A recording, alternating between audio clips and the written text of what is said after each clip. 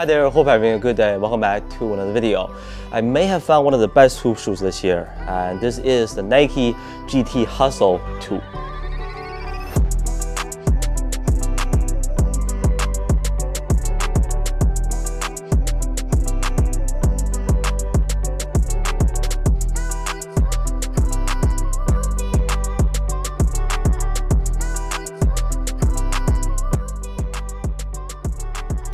So these will have a retail price of $170 US.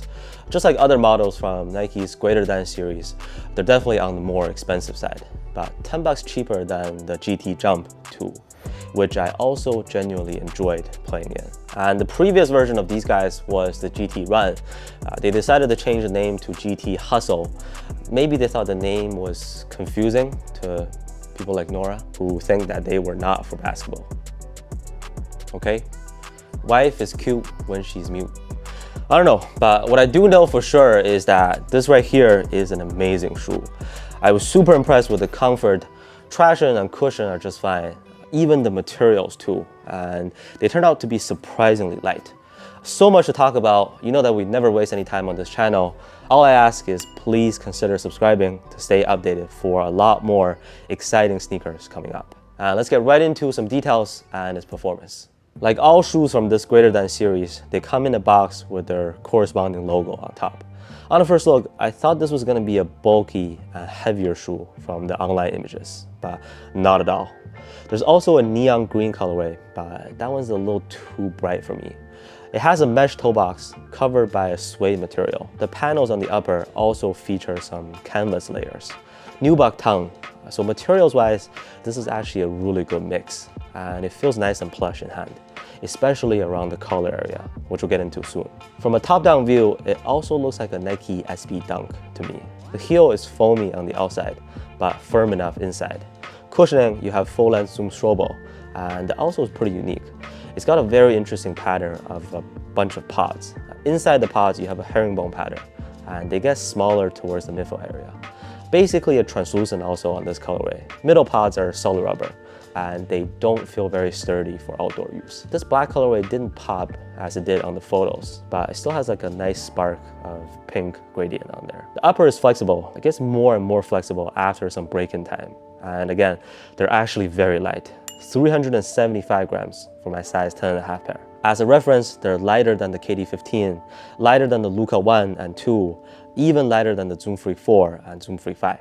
Performance-wise, cushioning is decent.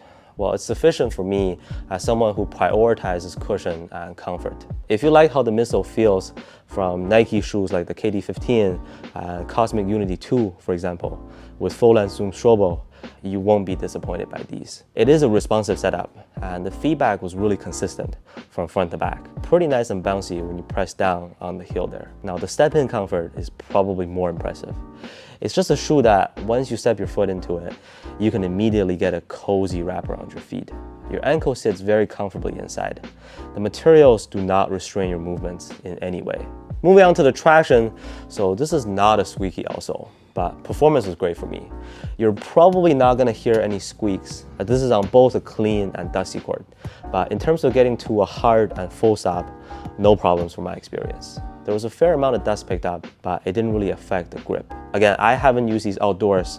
However, I think it's best off for indoors only. With the fit, I went true to size, and it's almost a perfect fit. No heel slippage, and luckily, I think this is huge for a lot of us. It is a waifu-friendly shoe. That's honestly kind of rare from Nike, but this time, from the way the collar area stretches out to the width in general, wide footers, you should be good to go. So I would recommend staying true to size or getting your normal Nike size. Otherwise, the materials made sense. Like the upper can be bent easily, but stability and torsional support remain at a safe level. I actually think that if they used more of a standard mesh or even softer material instead, it wouldn't be as ideal as it is now. Again, they're a lot lighter than I expected. Speed and agility, you do have those from the GT Hustle as well.